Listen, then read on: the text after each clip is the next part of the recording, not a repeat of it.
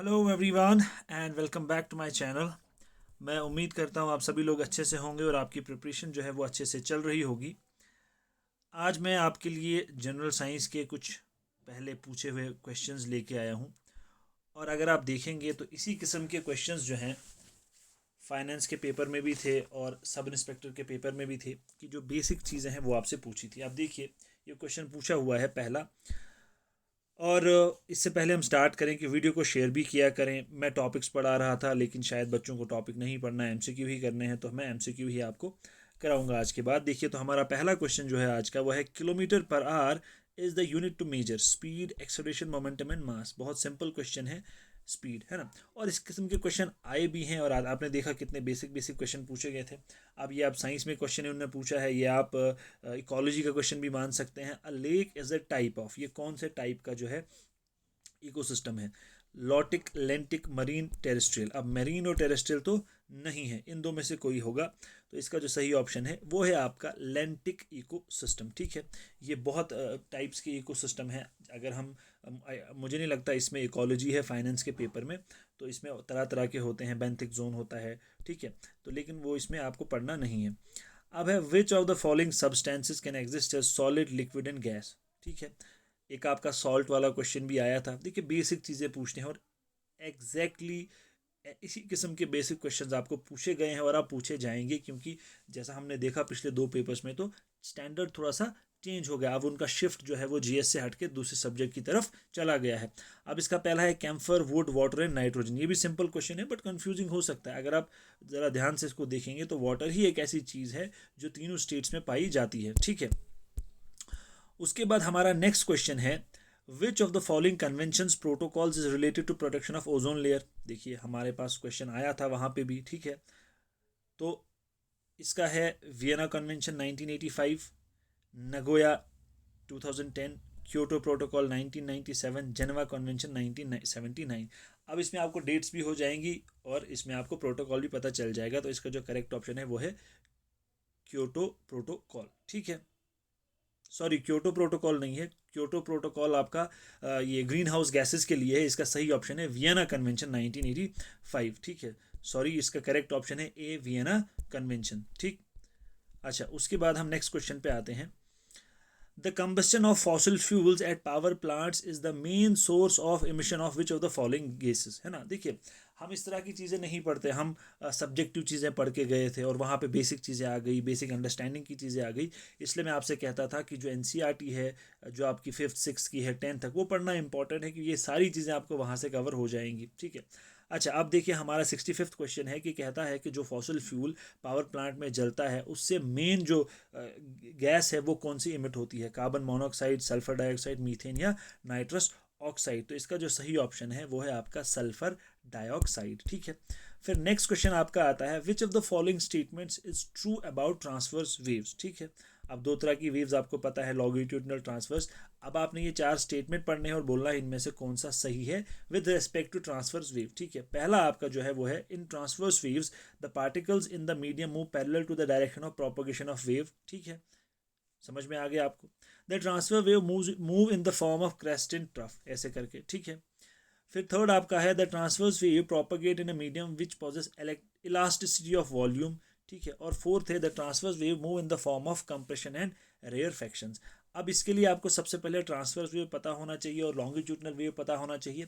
जो longitudinal waves होती है वो टू एंड फ्रो मोशन में चलती है। ठीक है, ऐसे करके चलती है आगे पीछे, जैसे आपका ट्रेन होती है वैसे करके। ठीक है, और ट्रांसफर वेव आपकी जो है वो आपकी चलती है परपेंडिकुलर, जैसे डायरेक्शन ये वाला है मोशन, इसका मोशन का सॉरी वेव्स का डायरेक्शन ये है, तो वो ऐसे परपेंडिकुलर करके चलेगी। अब आपने इसमें से बताना है कि कौन सा जो इसमें ऑप्शन है वो सही है। तो इसका जो ऑप्शन है वो है the transverse wave move in the form of crest and trough, कि ये क्या करती है, perpendicular to the direction of propagation ये चलती है, और जो लॉन्गिट्यूडनल वेव है वो टू एंड फ्रो मोशन में चलती है, प्रोपगेशन जिस साइड हो रहा है उस तरफ।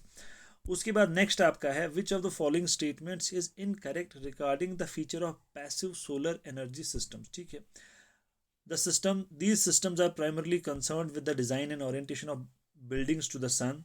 These systems include the use of photovoltaic panels and solar thermal collectors. These systems focus on selecting materials with favorable light dispersing properties and ventilation. These systems involve the use of conventional energy sources and greenhouse are best example for this. अब आपका जो इसका सही option है वो है आपका option number B, ठीक है। इसको आप डायरेक्टली याद रख लीजिएगा कि पैसिव सोलर एनर्जी सिस्टम जो है उसमें से इनकरेक्ट है कि ये यूज़ करते हैं photovoltaic panels and solar thermal collector. बाकी तीन जो है वो करेक्ट है with respect to passive solar energy, ठीक है। उसके बाद हमारा क्वेश्चन नंबर 68 है, the secretion produced by the glands in the lining of stomach in human beings is called, ठीक है। इसको क्या कहते हैं? Succus, entericus, bile juice, gastric juice या इंसुलिन। तो बताइए इसको क्या कहते हैं? इसका जो आपका सही ऑप्शन है वो है आपका गैस्ट्रिक जूस, ठीक है।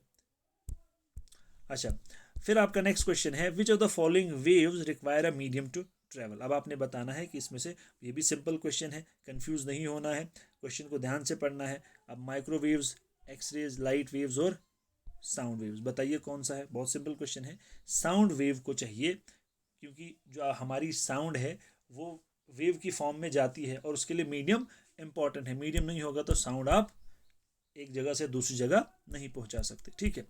नेक्स्ट क्वेश्चन है, motion of a pendulum is an example of. अब बताइए जो पेंडुलम हमारा घड़ी का इधर टिक टिक टिक टिक करता है वो किसका है? Linear motion, circular motion, rotational. और अब देखिए सर्कुलर और रोटेशनल तो अपने आप ही खत्म हो गया, बहुत सिंपल है। फिर बचता है लीनियर और पीरियोडिक, ठीक है। तो इसका जो करेक्ट ऑप्शन है वो है पीरियोडिक, है ना। ये भी बेसिक क्वेश्चन, मतलब कि आपका माइंड अगर सही है, आपको थोड़ा सा कंसेप्ट है चीज़ों का, तो आप क्वेश्चन कर सकते हो। और ऐसा होता है जैसे कंफ्यूजिंग ऑप्शंस हमेशा दिए जाते हैं दो, ताकि बच्चा जो है वो कंफ्यूज हो जाए। अब नेक्स्ट है, the unit of measurement use to express the thickness of ozone layer is, ठीक है। ये भी बहुत आसान क्वेश्चन है, ये आपका आता है newton metre, decibel unit, Dobson unit, poise. तो इसका करेक्ट ऑप्शन है डॉब्सन यूनिट, ठीक है। अच्छा जी, उसके बाद क्वेश्चन नंबर 72 अब यहाँ पे है, which of the following processes helps in transportation of minerals from soil to all the parts of plant. अब कौन सा प्रोसेस है जिस प्रोसेस के थ्रू सॉइल से मिनरल्स कहाँ जाते हैं? बाकी पार्ट्स जो प्लांट्स के हैं वहाँ तक जाते हैं। रेस्पिरेशन, इम्बिबिशन, ट्रांसपायरेशन, ट्रांसलोकेशन, ठीक है। रेस्पिरेशन तो नहीं है, ट्रांसलोकेशन भी नहीं है, इसका करेक्ट ऑप्शन है ट्रांसपायरेशन, ठीक। फिर है, which of the following statement is incorrect with reference to advantages of tidal energy, ठीक है। जो हम टाइड से एनर्जी प्रोड्यूस करते हैं उसको हम टाइडल एनर्जी कहते हैं। अब हम डीप नहीं जाएंगे, हम डायरेक्ट पढ़ते हैं। Tidal energy is a green energy, हमें इनकरेक्ट बताना है, ये चेक करना, हमें इनकरेक्ट बताना है जो गलत है। Tidal energy is a green energy source as it does not emit green house gases, ठीक है। सेकेंड आपका है, tidal currents are highly unpredictable and inconsistent. Electricity can be generated from tides much more efficiently at slower speeds. Construction of cost of tidal power plants is high but maintenance cost are relatively low. बताइए आप कौन सा इसका सही option है? ठीक है, tidal currents are highly unpredictable and inconsistent, ऐसा नहीं है, ठीक है, ये इनकरेक्ट स्टेटमेंट है। उसके बाद है, अब डिजीज है, मरकरी से होती है माइना माटा डिजीज और इटाई इटाई डिजीज, ये किससे होती है आपने ये बताना है, ठीक है। सिंपल चीज है, लेड, निकल, आयरन है, कैडमियम, तो ये होती है आपकी कैडमियम से, ठीक है। उसके बाद हम आगे चलते हैं, कहता है, when a fan is switched off it continues to rotate for some time before coming to rest, this is due to, है ना। ये तो सिंपल चीज है कि फैन ऑफ करते हैं फिर कुछ देर वो चलता रहता है। अब वो कुछ देर अगर चलता है तो किसकी वजह से चलता है? फोर्स ऑफ एक्सेलरेशन की वजह से, इनर्शिया ऑफ मोशन की वजह से, इनर्शिया ऑफ रेस्ट की वजह से, या फिर इनर्शिया ऑफ डायरेक्शन की वजह से। तो ये चलता है आपका इनर्शिया ऑफ मोशन की वजह से, ठीक है। फिर नेक्स्ट क्वेश्चन आपका है, water helps control our body temperature and allows us to adapt to changes in environmental temperature because it has, ठीक है। कैसे हमारा वाटर जो है बॉडी टेम्परेचर कंट्रोल करता है और अडाप्ट करने में हेल्प करता है जो हमारा एनवायरमेंटल टेम्परेचर है उसके साथ। तो किस वजह से?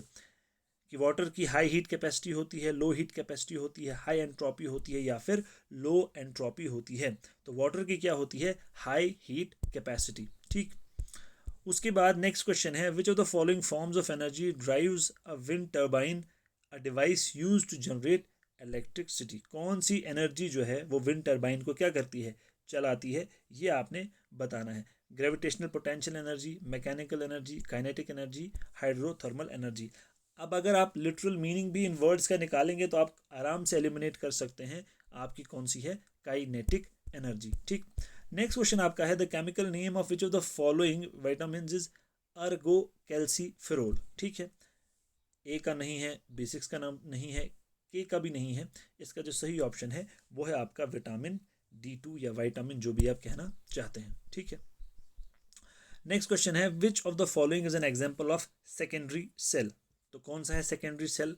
लेड स्टोरेज सेल है, लेक्लांचे ड्राई सेल है, डैनियल सेल है या फिर हाइड्रोजन सेल है। तो इसका जो करेक्ट ऑप्शन है वो आपका लेड स्टोरेज सेल। ठीक है, which of the following vitamin B reduces the spina bifida in unborn diseases, ये sorry babies. Which of the following vitamin B reduces the, reduces इसमें द नहीं होगा, रिड्यूसेस